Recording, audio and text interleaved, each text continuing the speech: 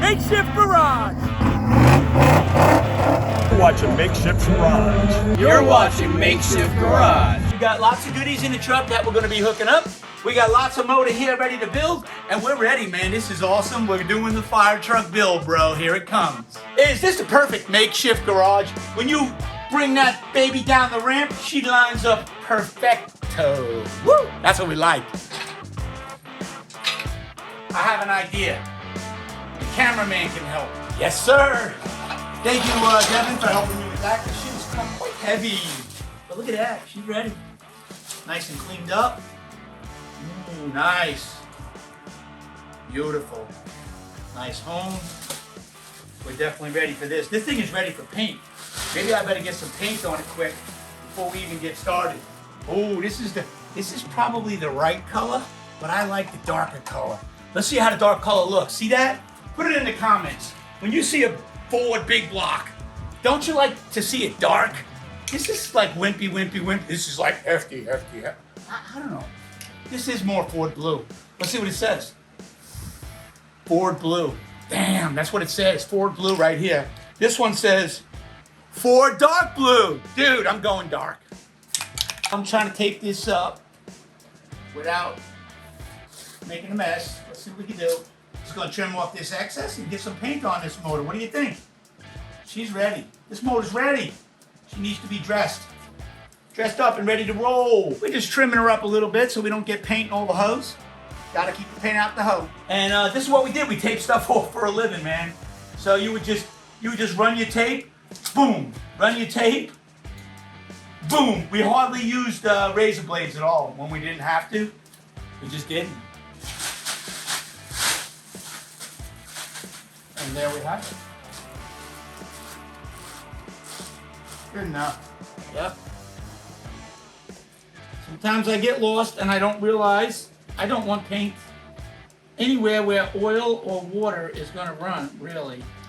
So that's what I'm doing now. Just trying to keep the paint out of the oil and water jackets.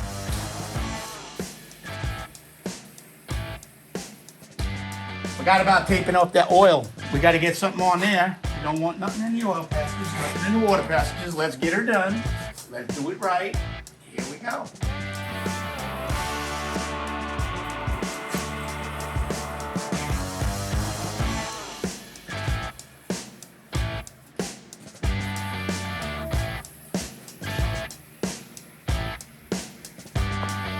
Proper mask.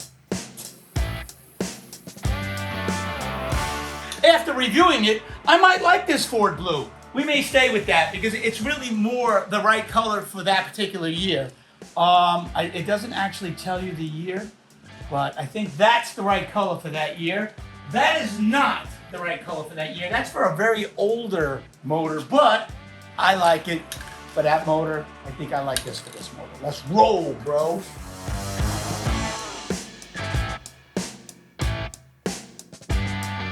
Motor, I'm just amazed on how beautiful everything is. When you send stuff out to the shop, usually I clean it up myself and make it nice, and it's a beautiful motor, and they all run great. But you know what? Sending it out, that's the way to do it. So remember, when you're installing your bearings, everything got to be cleaned first, and then you drop these into place. There is a lip. See that little opening?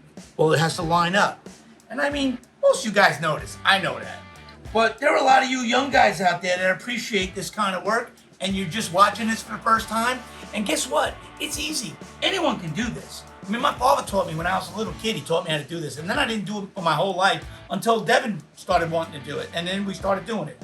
So you make sure you use your assembly oil, and you use lots of it.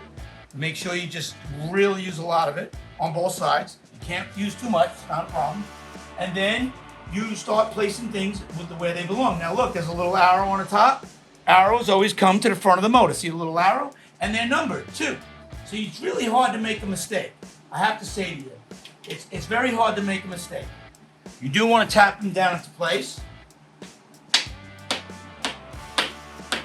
You'll feel them when they drop in.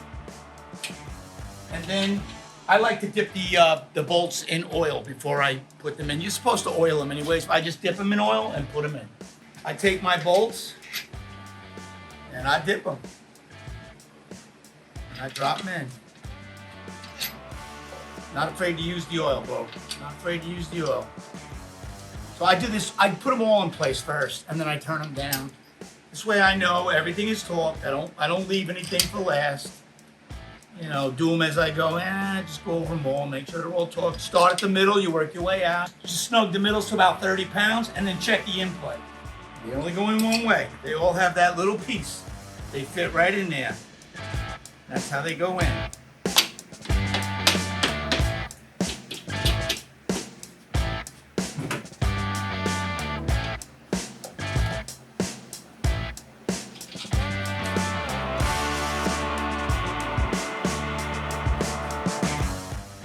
These rear main seals, when you drop them in, lip to the front of the motor. So you got to make sure you do the same thing on a cat.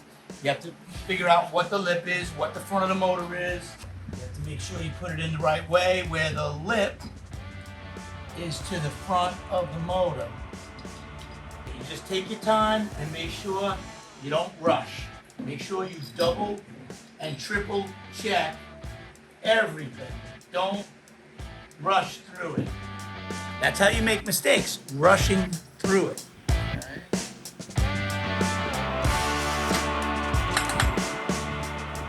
In these motors, they use nails without a head, like a finish nail, and you drive them in, and then you put a dab of shit there. It's kind of a pain in the ass, but you just take your time. On these Ford motors, just take your time. So the cam is in, all lubed up and in. Now the crank is in, she's all lubed up. We will check the in-play. And I mean, I'm sure it's perfect anyway, so I'm not really worried about it. So what I like to do is I like to just go through and hand tighten all of them, just by hand. No cranking, no nothing. And then normally, what I like to do is, well, again, I know there's pros out there, they got little micrometers and shit that they want to use on every single part of this build. I don't think it's that necessary myself. I try to do the best I can with what I got, but pretty much just hand snug them down. These are for guys that are sitting on their couch and got a motor in their yard and really want to build it. Just do it, man. Don't be afraid. Then come back to the middle and put 30 pounds on each one of these, and then move and see and check your thrust. There should only be like minute movement, really. It shouldn't be a lot. It shouldn't be it shouldn't be sloppy. That's the problem. That's the problem. I went back to the book to double check my situation, and it does say torque them all 25 except for the center ones. Just leave them finger tight. The rest of them, start at 5 on all of them, and then work your way back and forth, back and forth, back and forth, and go 25 at a clip until you're up to about 100, 105. The book says 105 foot-pounds everywhere except for the middle. That's when we check our end play, and then we bolt them down too. Go out and buy yourself a book. They're like 20, 25 bucks. Very good to have. Yes, you can Google step by step. You can. I love having the book. It's got pictures. It shows you everything, and you can read it over and over and over and over. You don't have to go back to your phone looking for it. It's right there. Flip the page, boom, boom. Good. Yeah, see, look it out. See that slide in? Oh my God, that's beautiful. I've fought with these. You pull the cap out, you do all this finagling, you put them in together. Oh, what a pain in the neck. Before I open my mouth, let's see how this one goes in. These should go right in, man. There we go. So all I did was pull the bolts out and tap this bolt over a little, and then down she goes. See that? All I did was I just gave it a tap.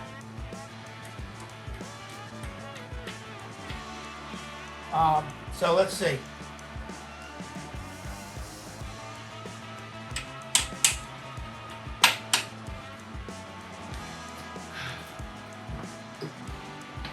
I think I'm going to pull it out and inspect.